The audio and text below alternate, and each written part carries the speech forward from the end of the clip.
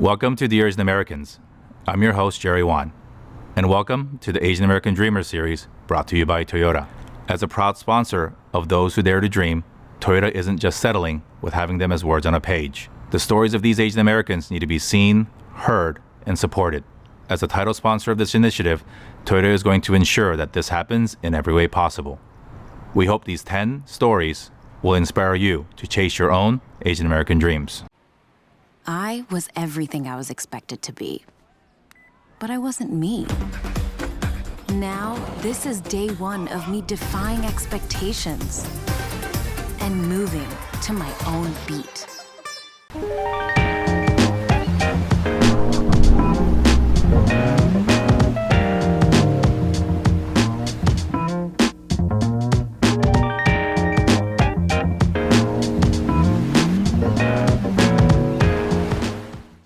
All right, Sho, we're here in Santa Monica. Just want to say thank you for making time. You now call Hong Kong home, and you happen to be visiting back home here in Southern California, so we're really excited to spend a little bit of time with you. We're literally just here on the beach in Santa Monica. This is beautiful, man. Beautiful day for it. There's people doing exercise and yoga behind us. Maybe we'll join them after the conversation. But yeah, I wanted to thank you for taking the time to learn about your journey, what it means for you to first define your version of the Asian American dream and how you've decided to pursue it. And even though you're well on your way to achieving that, I think obviously you're still very early and one of the pioneers of trying to redefine what it means to be not only somebody who is pursuing their own dream, but also your entire business model revolves around aligning your success with the success of those who you're helping also achieve the dream. So thanks again for making time for us here on Dear Asian Americans. We're sitting in a minivan. We're sitting here on the beach in California in December. What a great opportunity for us to have this conversation. Tell us a little bit about you. How did you get started in what you're doing, which is career coaching and content creation around careers at scale and mass? Global phenomenon, I would say. Tell us a little bit about your background and how you got to where you are. Dude, thank you, man. I appreciate you having me on. It's a beautiful day. I was telling you, my girlfriend's a yoga teacher. She would be so jealous that I'm get to do this. How I got started, I would even say back in college, I just loved everything about careers. I think naturally I was pretty good at interviewing and good at resumes. So I was kind of known as like the resume guy when I was at UC Irvine. My friends, other people who knew about me, they're like, hey, dude, I want to get into Google. I want to get into Goldman Sachs. Can you help me do a mock interview? Can you help me do a resume thing? And even then, this was 10 plus years back. Even then I was thinking, it would be really cool if I could make this a business. But there was another group doing something very, very similar, and they did it pro bono, which is great. And I think at the time I was also doing it pro bono because it was students. But that's when I had like a thought like, dude, I would love to charge for this. I would love to make this a business, but do I feel right about charging it? Like some people are doing it for free. Who am I to charge for this? If we're getting the same results, they're helping people, I'm helping people. So that's when the first kind of like seed came in. I'd say 2012, 2013. That seed just never left. And that's when I got that's when I had my thought of like, this is what I want to do. Tell me more about sort of that process though, because I think we also face a lot of different challenges, and mostly it's between the 2 years, right? It's a lot of mental challenges of why do we go to school? What can we do that is going to perhaps make our parents proud or do what is expected of us? And as you just mentioned, is this a business, right? And I think there's two things. One, it's the fear or the unknown test of will people pay for this? And then two, it's a two-level thought of can I charge and how much do I charge that is value, right? Because, and I think in the career space, there are a lot of free resources, whether they be at schools or online, but you've made it a business and you do, coaching. Also, you do a lot of free content or free resources through the content that you create. But at what point did you decide to pursue it full time? Because you just mentioned after college, you went down the traditional path a little bit, but you still had this fire that was always burning inside you. I did. That's a great question. My parents wanted me to have a stable, high-paying job, as most parents and especially most Asian parents want for their kids. So when I graduated, I fell into the track of consulting. But it's funny that, you know, if I tell my parents what I do now, and I told them even what I do about consulting, they still don't know. They don't know what these Same. they don't know what these terms are. Right. I create content. Like, okay, what's content? What's YouTube? What's IG? So, and that was the same way describing consulting. I'm like, oh, I travel and I help businesses. They're like, they pay you for that? You're 22. So I feel like there's always these challenges explaining to your parents about what you do. But yeah, that's the route I went into, and I wouldn't say it was all my parents pushing me there. Obviously, they wanted me to be, you know, successful and have stability. But I think there was a little prestige factor too. Sure. It's like being a management consultant. One of my best friends, he went to Harvard, and he got an offer at Deloitte Consulting as a junior for his internship. That was the first time I ever heard of what this consulting thing is. Right. And because he did it, I was like, yo, if he can do it, maybe I can do it. Right. And then I got into the path. But that still little seed that was there about WorkCap, about helping people with their careers, I just like to do it. I think the business side, it came later. So I quit my job full-time in 2019. And at that time, I left consulting, I was working in HR. And then it was in 2019 where I was like, okay, I'm gonna try this for 6 months. I had about $10,000 in my savings. And I was like, yo, I can probably live off of $2,000. I was going bare minimum. And that's when the snowball happened. You know, after 3 months, I was like, okay, I have a little bit more runway for another 2 months and another 3 months. And then 3 years later, we're here. I mean, I think you and I have a lot of parallels, right? We both did consulting. Grateful for the experience. Yeah. At least for me. Yeah. Probably would never do it again, but it gave us both the good lessons and some of the lessons that we don't want to repeat in our own businesses. And ultimately, we charted off on our own. And the timing is also interesting because you and I both started down this path independently in 2019, and in 2020, COVID happened, the pandemic happened. It shifted a lot of attention, both in real life and digitally, of course, to the internet. And so, how did you take advantage of that? And you also moved to Asia. That experience is obviously something that I think not a lot of Asian Americans pursue, going back to Asia to pursue a business. Yeah. But tell us about sort of how you took this opportunity and how you managed to navigate the growth of your business at the beginning of the pandemic. Yeah. Man, that seems like so far back, the pandemic. It is. But it really wasn't. It was just a couple of years when we had the masks and all the mandates and everything.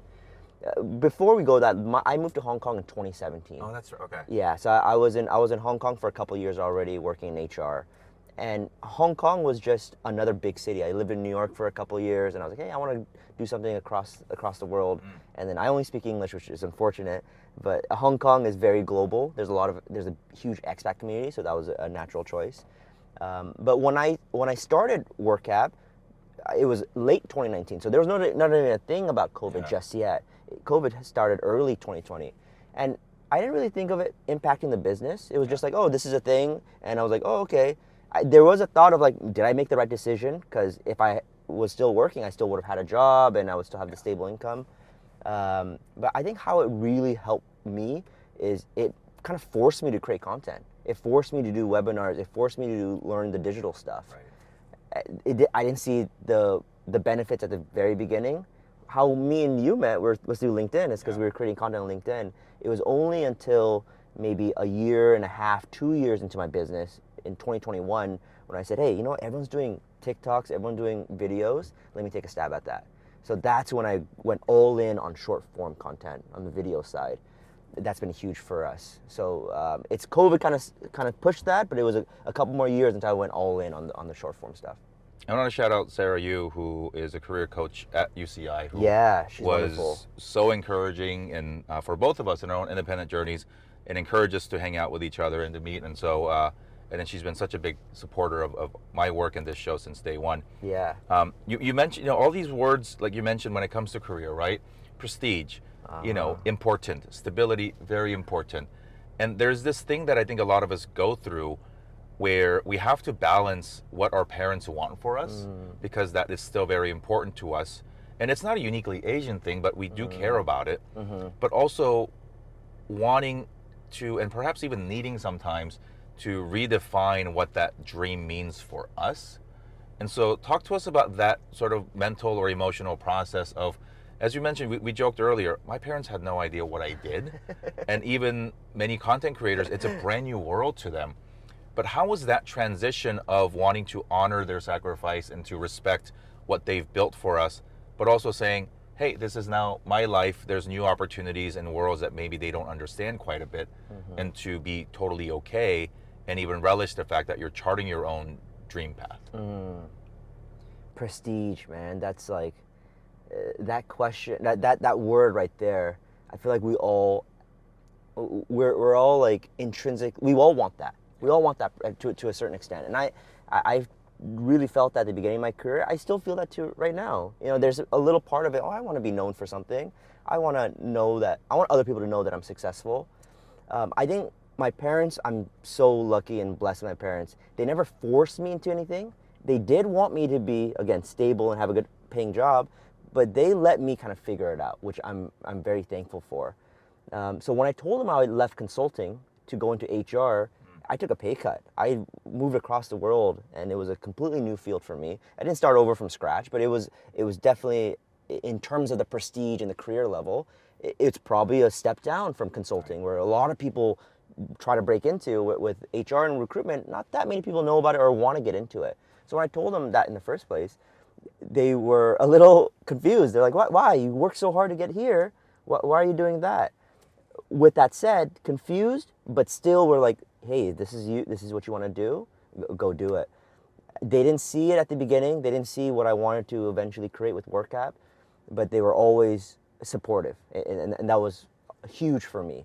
I think now that I have my own business, and now that I have a team and we're doing well and things are moving along, they might still not know what I do, but they like when I tell them, oh, I got a thing with LinkedIn. Oh, hey, I'm shooting a podcast with Jerry this morning.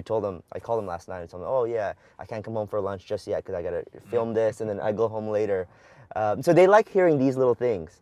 My dad asked me, oh, hey, did you get a swag bag from LinkedIn? Did you get a free shirt for me? So they like these elements. I think that's kind of the new, I guess, prestige. They might not know what it is, but they're proud and they're happy.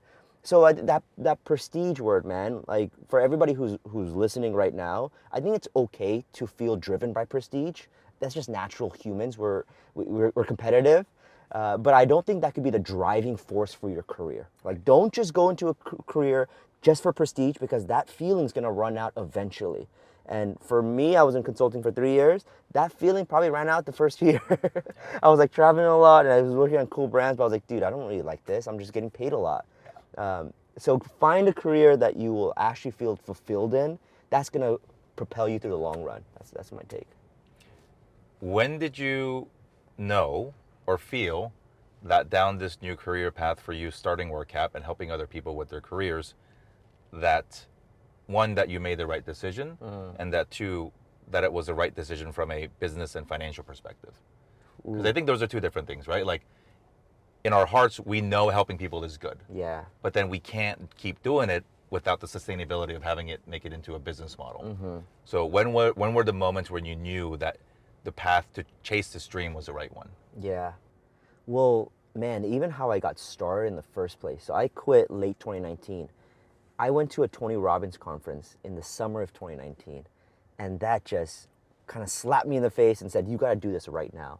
So I think even when I started, I knew I was doing the right thing. I always felt it. That little seed I told you about in 2012, there was a couple of stabs I took in between 2012 and 2019 of trying something. So it was always there. I had to give myself a chance to prove that it can work. So I always knew, I guess from the very beginning, I know this is what I want to do. I know this is kind of what I was meant to do. I guess from a business standpoint, I didn't really feel secure and comfortable. Man, probably this year. You know, we're filming this in December 2022. Probably this year, I started to see, okay, some traction with some brand partnerships and big organizations outside of the career coaching side. Because when I first started, it was purely, I did one-to-one coaching, I did some group coaching, but now as we've gotten a bigger brand, now I've been able to scale that out to a lot more people and a lot more brands. But it's probably this year, man. And I'll be honest with you, I think there's still a little bit of the maybe Asian frugality here. It's like, yeah, we're doing well, but hey, we still got to save. Right. We still got to save for a rainy day. I'm hiring for a team, so I don't want to, got to make sure they get fed, and I want to take care of them.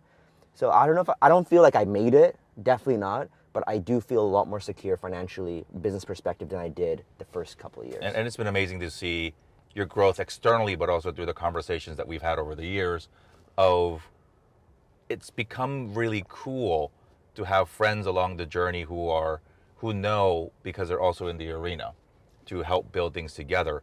And on that note, when we talk about pursuing the dream, it sometimes is a very solo and lonely endeavor, but there are many in our community, particularly who are building and going down these unventured paths together. The world of content's practically brand new. And so I know, you've had conversations with our friends in the creator world about, sharing notes about, hey, what are you charging? Is this fair? What kind of opportunities? And opening doors for each other. How has that community and friendships that you've built both online and in person helped either, open doors for new paths to pursuing your dream or accelerate that?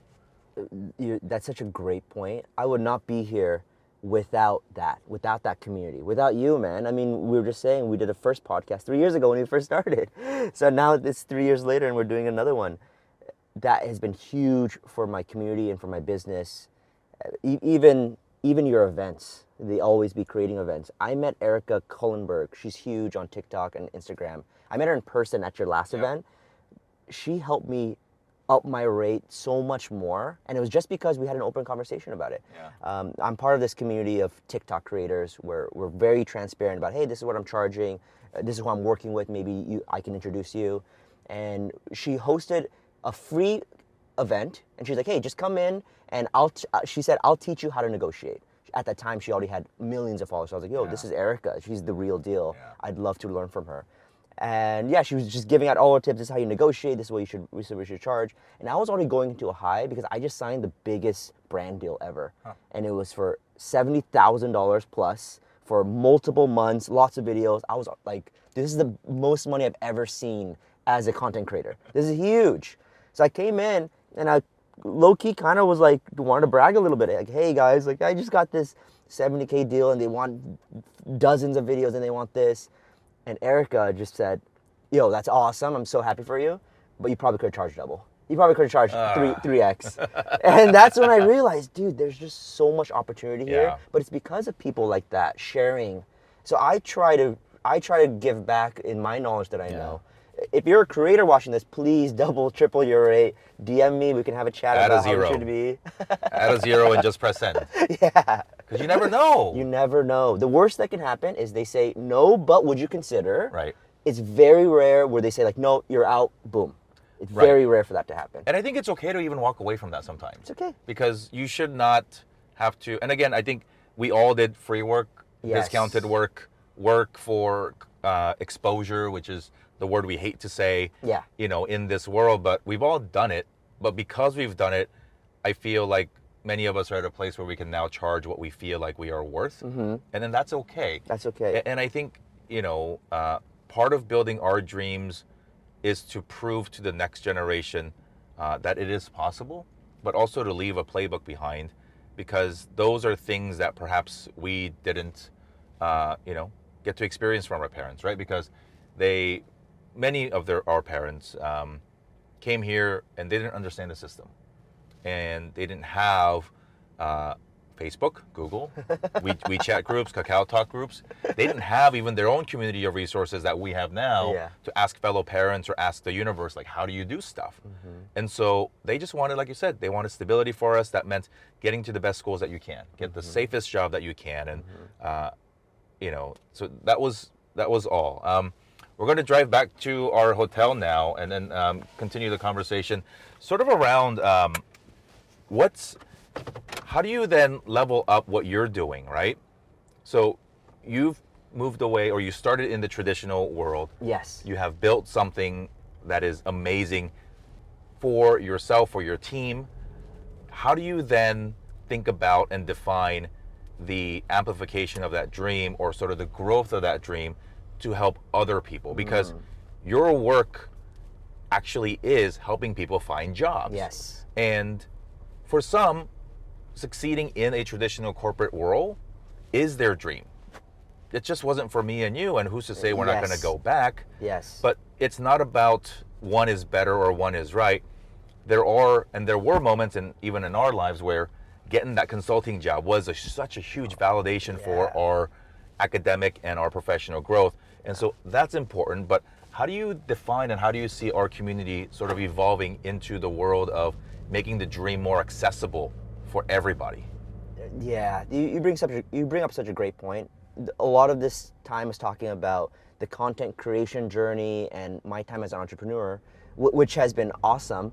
But 99% of my clients, they want to have the corporate thing. They want to have great full-time jobs that they love. And I think that's 100% a possibility of you to have a job, you work for a great company that you love, you work with a team that you like, you have a manager that respects you and gives you that work-life balance, but you also get paid what you're worth.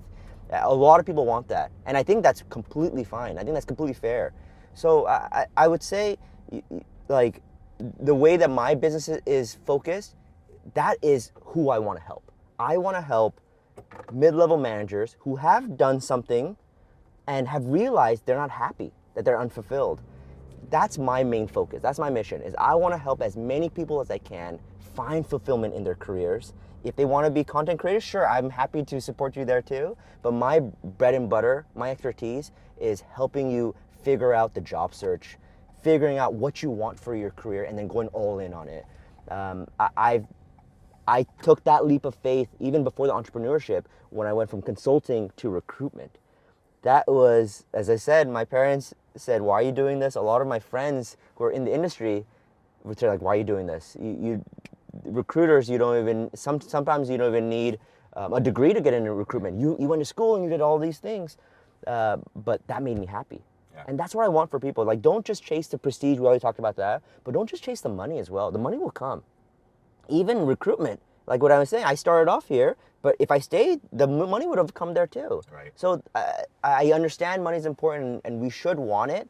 But I think the right path for you is the one that you actually like to do. That's number one. And number two, you see the long term in it. Like you see the potential in it. Because when you stay in it long enough and you're good at what you do, opportunity is just going to come. That's what I'd say. So as you mentioned, we're filming this at the end of 2022. Yeah. It's been an interesting year from an economic perspective, and it's been a time where many of our friends are going through transitions, both positive and negative, and we're seeing more of the negative stuff in the media, right? Layoffs and reorgs and stuff. What practical, and let's assume that they want to get another traditional corporate job. Yes. What type of advice do you have, and what's the best advice that you can share with them as we turn a new leaf into the new year and they begin and continue to pursue their American dream? Yes. What's the best traditional career advice that you can give today? Yes. My friends, you have to learn skills that are relevant right now. I've been seeing that from a lot of clients who've been with their same role, same company 5, 10 plus years, and it's a good job and it's stable, but they didn't learn skills along the way. So if you have a great job right now, amazing, I'm happy for you. Please also learn some new skills. If you're unemployed and looking for that new gig, use the skills that you already built, but please learn some new skills. I think it's just, and the skills that I can just call out, data is hot, content is hot, marketing, how you market your stuff, SQL, Python, there's just so much resources out there too. And best part, a lot of this is free. A lot of this you can find on YouTube, you can find on Coursera, a free trial. So there's a lot of different ways to do this, but that's just the number one thing. Find a skill that you actually like and then invest your time into it. Invest your money later. Time first. If you really like it, then invest your money with it. One of the skills you mentioned that's hot and will be, regardless of what your day job is content. Yes. It's something that I have had to learn, that you've had to learn, and you've mastered it because you are quite a big deal on TikTok, and your videos are not only entertaining, but they're engaging and informative. Thanks, man. What are your best content tips for somebody either getting started or wanting to take their content game to the next level? You gotta start. That's number one. You just gotta start. I was talking to a couple of creators yesterday at the ABC event, which was awesome, and they were saying, like, "Sho, how do you do this style, or how do you create so much content?" It's just, you gotta start, and you just gotta find something that works for you. I would say at the beginning, don't get anything crazy fancy. Don't buy Adobe Photoshop at the very beginning. Huge shout out to Adobe, I know they do great stuff, but only use those tools when you've mastered the basics. And the basics is have your iPhone, hit record, know how to press stop when you have a good point, and then continue talking to the next point. That's what I started with, and that was 2 years ago, and that's what I still continue to do. I don't outsource my videos. I don't have a in-house editing team. It's just me on the TikTok app. I think that's what 90% of people need. You just need an iPhone, and you just need to use an in-house app. You can get the fancy stuff later. Cameras, mic, all that stuff you can get later. I think it's a great point. I think we also live, because of social media and the internet in general, where we're constantly comparing ourselves to different evolutionary chapters of other people's careers, right? So they look at you and they don't realize that you've been doing this tactically for 3 years, but it's been in your head, and the advice actually comes from a decade or two of personal experiences. And it's easy to feel like that you're not enough. It's easy to feel like, well, I'm not doing that, right? We're driving around Santa Monica with the camera mounted on the top of this car, but I've been doing this for 3 years, and this is only possible because of the relationships that we've built, right? And so start wherever, and I think don't try to be the next something. You are uniquely carving your own space in a niche, not only content-wise, but contextually, because they look at you, and there are people around the world that maybe that's their first time they see you, and that resonates with them. And so and I think content, sometimes gets confused with best content wins. Yes, I think the best content wins, but also whoever can bring the best context wins at a different scale, because the fact that we can speak to, like we talked about today, some of the additional challenges of having Asian parents who value different things. That's a conversation that may be a little bit not different, or it's just different, not difficult, but different to have with different friends from different cultures. And so I'm excited. We're at the end of the year. What's next for you, and what's next for WorkCap as we turn the page into 2023? Just the more of what we're doing. I think the more of what we're doing. The thing about me, I love what I do, and I don't want to say that as a cliche dream job. I don't believe in dream jobs, but I really do wake up and like, yo, I get to help people with their careers and their job search. I love what I do, so I just want to continue doing that at a bigger scale. So we're hiring, we're doing some more group programs. We just launched a new course with LinkedIn Learning. So lots of awesome stuff. I'm doing things here with you, Jerry, meeting other creators, meeting the team, and one point to what Jerry was saying about getting started, there's so much room for everybody, team. So Jerry and I, we started working in the same career space, and we're helping each other on LinkedIn, and we did a podcast together, not because we saw each other as competitors, because we're like, yo, I want you to win. I know he wants me to win, and the same goes for everybody watching or listening in. We want you to win, and there's a room for everybody to do that. 100%. There's 8 billion people in the world. There's plenty of opportunity. There's a need for everybody to share their story, and I'm excited. And and I think we talked about prestige from a traditional perspective, but we'll end with getting invited by the very platform that we built our careers on to film videos and have that stamp of approval. That's prestige for us in our own way. And sure, maybe your dad will joke about it with like getting free T-shirts, but that makes him so proud, because it's that validation saying you are now being respected for what you're creating by the very platform that you post the stuff on. And so congratulations to you. Thank you for coming all the way here. I'm sure it's not the worst thing in the world to spend a day with us in Santa Monica on a December day. We're really grateful for you, Sho. Best of luck. Yo, thank you, my man. And thanks for rolling around with us today. Yeah, thank you so much, Jerry. Thanks so much for the team. This was awesome. Thanks for watching this episode of the Asian American Dreamer series on Dear Asian Americans. We hope that this story and the other ones that we share on our series have inspired you to identify and chase your own Asian American dream. And Toyota will be along with you all the way to make sure that happens. We want to thank Toyota for sponsoring our series, and to learn more about the great work that they're doing in our community, visit toyotausa.com. Thanks for watching. I'm Jerry Wan, your host of Dear Asian Americans, wishing you health, safety, and happiness.